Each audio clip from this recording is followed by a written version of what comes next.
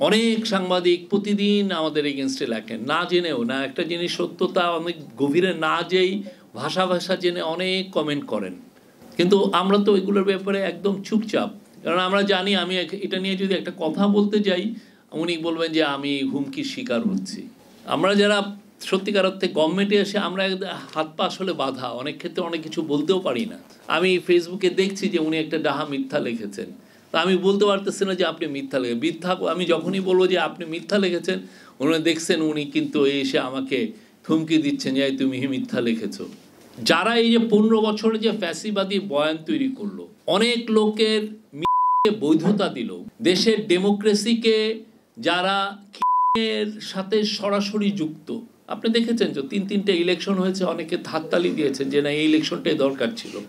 তো এই বিষয়ে আসলে বাংলাদেশের সাংবাদিকরা কি, মানে বাংলাদেশের সাংবাদিক যারা রাইটস গ্রুপ আছেন এই বিষয় নিয়ে তো সত্যিকার অর্থে আমাদের we have to come to terms with it. যখনই কেউ এটা প্রোটেস্ট করতে চাচ্ছেন, বলতেছেন যে না উনি ওই বয়ান করছেন।